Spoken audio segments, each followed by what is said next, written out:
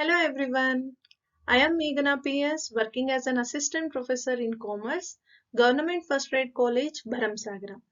Today I am discussing with you about types of banks in India, which comes under the module 2 banking system in the subject financial markets and services. In this session, I will talk about the types of banks in India. Let's take a quick recap of previous session. In the previous session, we discussed about the banking system of India, what is the importance of banks in Indian economy, and we studied about the meaning of bank and banking. Bank is a financial institution which is authorized to accept the deposits and lend money. And also we discussed about the concept of origin of banking in India. The first bank in India is the Bank of Hindustan, which was established in the year 1770. And the RBI established in the year 1935 and the SBI established in the year 1955. So currently there are 12 nationalized public sector banks in India. The objective of this session is to identify the classification of banks on various bases, and by the end of this session you are able to identify various types of banks in India. Let's see the classification of banks in India. The banking system of India is divided into two. One is scheduled banks and another one is non-scheduled banks. The scheduled banks again classified as commercial banks and cooperative banks. In the commercial banks, we have public sector banks as well as private sector banks. The public sector banks again classified as SBI and its associates, nationalized banks, regional rural banks. And in private sector banks, we have Indian banks which are private, and foreign private banks. In the cooperative banks, we have central cooperative banks, state cooperative banks, urban cooperative banks, and rural cooperative banks. Let's discuss all these classifications of banks one by one. Before going to the classification of banks, first we should know what the meaning of central banks, which is the Central Bank of India, which regulates the banking system. So first see what the central bank means. The central bank is also called as National Bank or Reserve Bank, and it is a apex monetary institution in the country where it manages and oversees the monetary supply, inflation and interest rates. It also regulates the commercial banking system as well as it acts as a watchdog of the other banks of a country. A central bank of a country acts as a banker as well as financial advisor for the government. So central banks plays a pivotal role in the banking system, and it is also known as lender of last resort. In India, the central bank is the Reserve Bank of India. So the Reserve Bank of India is the apex monetary institution which controls Indian rupee, monetary policy and banking system in India. The RBI was established in the year 1935 under the Reserve Bank of India Act of 1934. After India's independence, the RBI was nationalized on 1st January of 1949. Let's see the classification of banks one by one. The banking system of India classified into two mainly, scheduled banks and non-scheduled banks. First one is scheduled banks. Scheduled banks means refers to those banks which have been included in the second schedule of Reserve Bank of India Act 1934. Means the banks which are listed in the second schedule of this act are called as scheduled banks. Means the Reserve Bank of India includes those banks which satisfy the conditions which are laid down in the Reserve Bank of India Act 1934 under the section 42 subsection 6 and para A. Some conditions were there in that section. So the banks which satisfies those conditions, only those banks were included in the second schedule of the RBI. What are those conditions? There are two conditions under the section 42 subsection 6 para A of RBI Act 1934. The first condition is the paid up capital and the collected funds of bank should not be less than rupees 5 lakhs. And the second condition is that any activity of the bank will not adversely affect the interest of the depositors. These are the two conditions which is laid down in the section of 42 6 subsection 6 para A of this act. So those banks which satisfy these two conditions are included in the second schedule. So the banks which are included in the second schedule are called scheduled banks. The scheduled banks are eligible to get the loans from Reserve Bank at a bank rate, and also they have given a permission to act as an clearing houses. Let's see the meaning of non-scheduled banks. Non-scheduled banks means the banks which have not included in the second schedule of the Reserve Bank of India Act 1934. Means the banks which are not included in the second schedule list are banks, those banks are called as an non-scheduled banks. These non-scheduled banks will not satisfy either of the two conditions which laid down in the section 42 subsection 6 and para A. And these non-scheduled banks will not get any loan from the RBI. Only in case of emergencies, they will get funds from RBI. ನಾವು India banking system ಅನ್ನ ಎರಡು ರೀತಿಯಾಗಿ classify ಮಾಡಿದೀವಿ. ಒಂದು scheduled bank, ಇನ್ನೊಂದು ನಾನ್ scheduled bank ಅಂತ. Scheduled bank ಅಂದ್ರೆ reserve bank of India act 1934 ಅಲ್ಲಿ ಅಲ್ಲಿಯ ಸೆಕೆಂಡ್ ಶೆಡ್ಯೂಲ್ ಅಲ್ಲಿ ಯಾವೆಲ್ಲ ಬ್ಯಾಂಕ್ಸಿನ ನೇಮ್ಸ್ ಇದೆ ಅವೆಲ್ಲವನ್ನೂ ನಾವೇನಂತ ಕರಿತೀವಿ, ಶೆಡ್ಯೂಲ್ಡ್ ಬ್ಯಾಂಕ್ಸ್ ಅಂತ ಕರಿತೀವಿ. ಶೆಡ್ಯೂಲ್ಡ್ ಬ್ಯಾಂಕ್ಸ್ ಆಗ್ಬೇಕು ಅಂತಂದ್ರೆ ಆ ಲಿಸ್ಟ್ ಅಲ್ಲಿ ಸೇರ್ಬೇಕು ಅಂದ್ರೆ ಎರಡು ಕಂಡೀಷನ್ಸ್ ಇದೆ.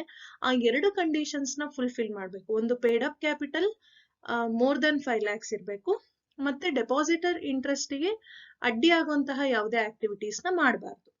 ಸೊ ಈ ಎರಡನ್ನೂ ಸ್ಯಾಟಿಸ್ಫೈ ಮಾಡಿದ್ರೆ ಆ ಬ್ಯಾಂಕ್ ಗಳನ್ನ ಸೆಕೆಂಡ್ ಶೆಡ್ಯೂಲ್ ಅಲ್ಲಿ ರಿಸರ್ವ್ ಬ್ಯಾಂಕ್ ಇನ್ಕ್ಲೂಡ್ ಮಾಡುತ್ತೆ. ಅಂತ ಎಲ್ಲಾ ಬ್ಯಾಂಕ್ ಗಳನ್ನ ನಾವು ಶೆಡ್ಯೂಲ್ಡ್ ಬ್ಯಾಂಕ್ಸ್ ಅಂತ ಕರಿತೀವಿ. ನಾನ್ ಶೆಡ್ಯೂಲ್ಡ್ ಬ್ಯಾಂಕ್ಸ್ ಅಂತ ಅಂದ್ರೆ ಯಾವೆಲ್ಲ ಬ್ಯಾಂಕ್ಸ್ ಆ ಸೆಕೆಂಡ್ ಶೆಡ್ಯೂಲ್ ಅಲ್ಲಿ ಲಿಸ್ಟ್ ಆಗಿಲ್ವೋ ಅಥವಾ ನೇಮ್ಸ್ ಅದ್ರಲ್ಲಿ ಇಲ್ವೋ ಆ ಬ್ಯಾಂಕ್ಸ್ ಗಳನ್ನ ನಾವೇನಂತ ಕರಿತೀವಿ, ನಾನ್ ಶೆಡ್ಯೂಲ್ಡ್ ಬ್ಯಾಂಕ್ಸ್ ಅಂತ ಕರಿತೀವಿ. ನಾನ್ ಶೆಡ್ಯೂಲ್ಡ್ ಬ್ಯಾಂಕ್ಸ್ ಗೆ RBI ಇಂದ ಯಾವುದೇ ಸಾಲವನ್ನ ಆಗೋದಿಲ್ಲ, ಮೀನ್ಸ್ ಕೊಡೋದಿಲ್ಲ. Only in case of emergency ಇದ್ದಾಗ, ಅಬ್ನಾರ್ಮಲ್ ಸಿಚುವೇಶನ್ಸ್ ಇದ್ದಾಗ ಮಾತ್ರ RBI ಇಂದ ಅವರಿಗೆ ಲೋನ್ ಫೆಸಿಲಿಟಿ ಸಿಗುತ್ತೆ. The scheduled banks are again classified as commercial banks and cooperative banks.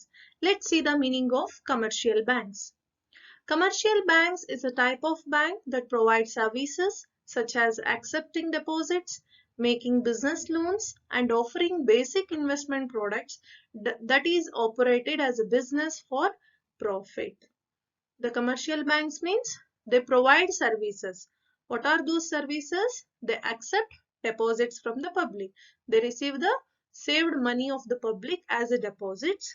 Either it may be in a saving account, saving bank account, current account, or recurring deposit account, or fixed deposit account.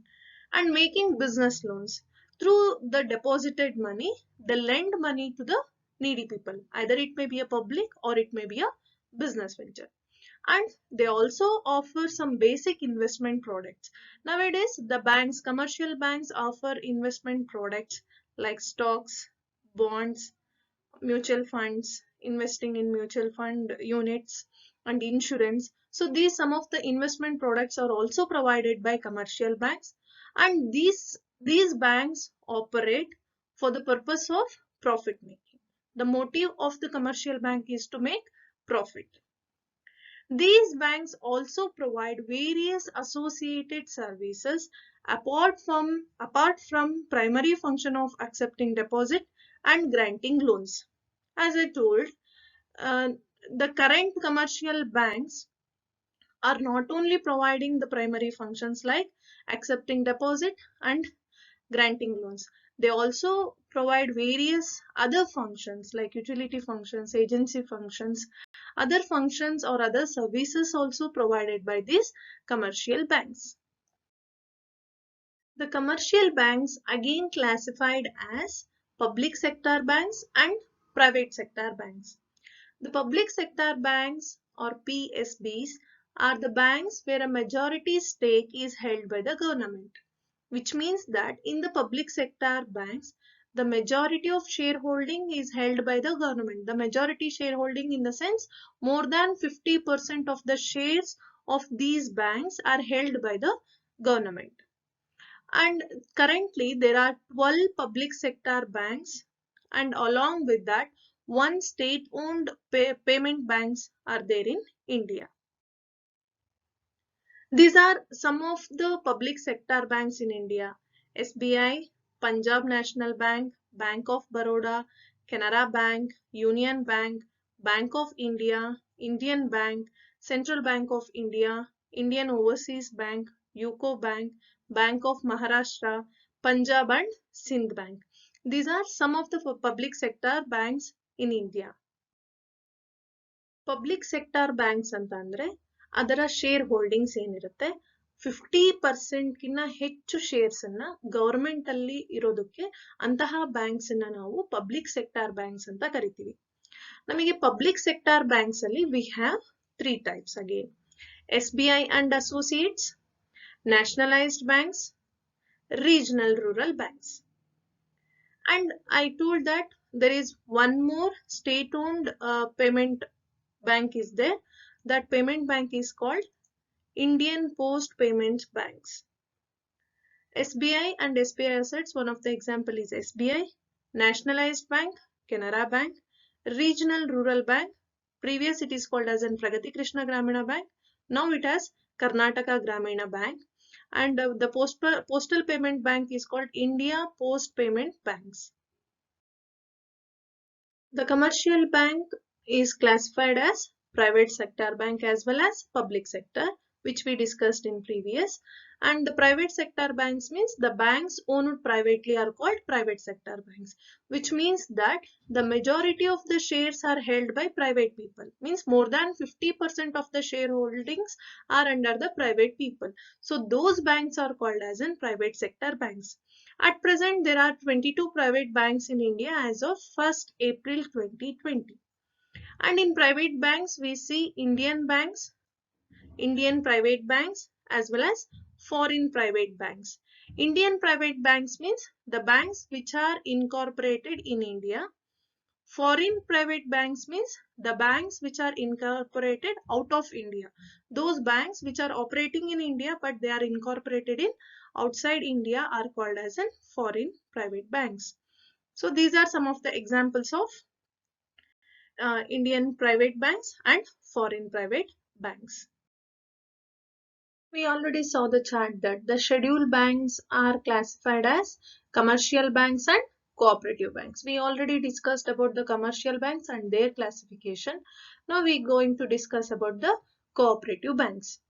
Cooperative banks are owned by their customers and follow the cooperative principle of one person and one vote.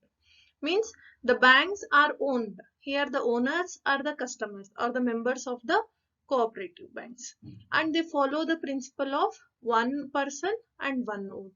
The cooperative banks are based on the cooperative principle, means the people are going to help each other. Here the banks which are incorporated under the Cooperative Societies Act of 1912 are considered as cooperative banks. All the banks which are registered under the Cooperative Societies Act are called as in cooperative banks, and the cooperative banks are often regulated under both banking and cooperative legislation, because both the acts, Banking Act as well as Cooperative Act, both the acts are going to regulate the cooperative banks, and they provide services such as savings, loans to non-members as well as to members. They provide loans to both non-members as well as members, and also savings by the members and non-members of the cooperative banks. Under cooperative banks, we have four types. One is central cooperative bank, which is established by central government. State cooperative banks, the cooperative banks which are established by state governments, and urban cooperative banks which cater the needs of urban people, like educational loan, home loans, for business, for entrepreneurs. For these purposes, the urban cooperative banks are going to lend their money. And the rural cooperative banks are established to cater the needs of rural people, mainly agricultural based activities. They are going to lend money for agricultural based activities. The summary of this session is, first we discussed about the Central Bank of India. In India, the central bank or the apex institution for monetary purpose is RBI, Reserve Bank of India. And the banks are classified as scheduled banks and non-scheduled banks. Scheduled banks means they are included in the second schedule of RBI Act. Non-scheduled means they are not included in the second schedule of RBI Act. And the scheduled banks are further classified as commercial banks and cooperative banks. And again, the commercial banks are further classified as public sector banks and private sector banks. In public sector banks, we see SBI and its associates, and nationalized banks and regional rural banks. In private sector banks, we see Indian banks and foreign banks. These are the references for your further reading. I hope you understood the classifications of bank in India. Thank you for watching.